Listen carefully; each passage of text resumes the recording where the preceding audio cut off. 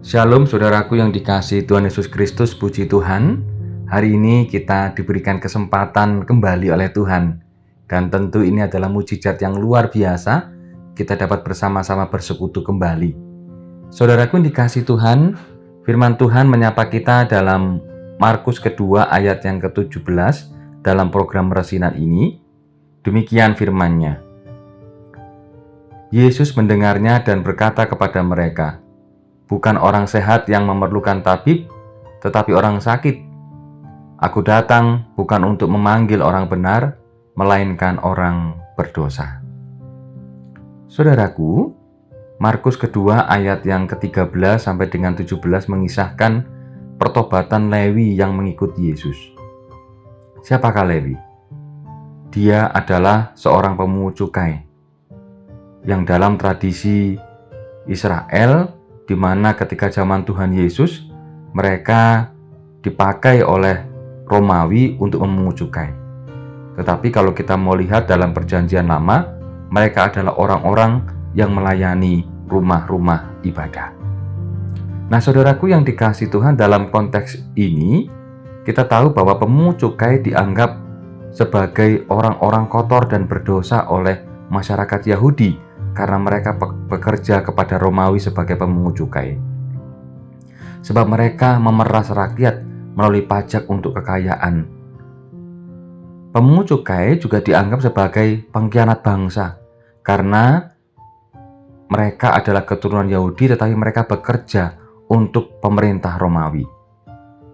Nah, saudaraku dikasihi Tuhan, oleh karena itu tidak heran jika para pemungut cukai dibenci dan dikucilkan oleh masyarakat Yahudi. Komunikasi dengan mereka dianggap pantangan. Orang-orang Farisi dan ahli Taurat adalah kelompok orang-orang yang sangat mencibir keberadaan mereka. Akan tetapi, Tuhan Yesus justru memanggil orang seperti ini. Tuhan Yesus pasti tahu siapa Lewi itu. Namun, hal itu tidak membuat Tuhan Yesus berpikir ulang untuk memanggil Lewi. Ia tetap berkata, "Ikutlah aku." Bahkan ketika orang Farisi menyindir sikap Yesus yang mau makan bersama dengan orang Lewi dan para pemungut cukai, Tuhan Yesus menegaskan bahwa kedatangannya justru untuk mencari orang berdosa. Tuhan mau memilih dan memulihkan kehidupan orang Lewi. Memang sebelumnya ia adalah pemungut cukai yang dipandang hina dan dijauhi oleh orang.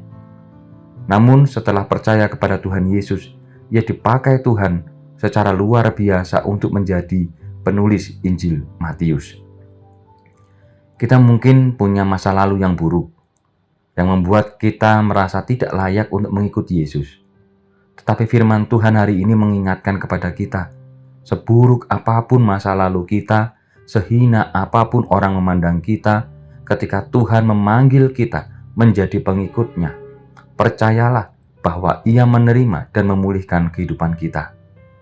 Betapapun hidup kita yang tadinya merasa benar, suci di hadapan Tuhan, tetapi bila kita jauh daripadanya dan tidak bersedia untuk menerima panggilannya, maka sebenarnya sia-sia belaka.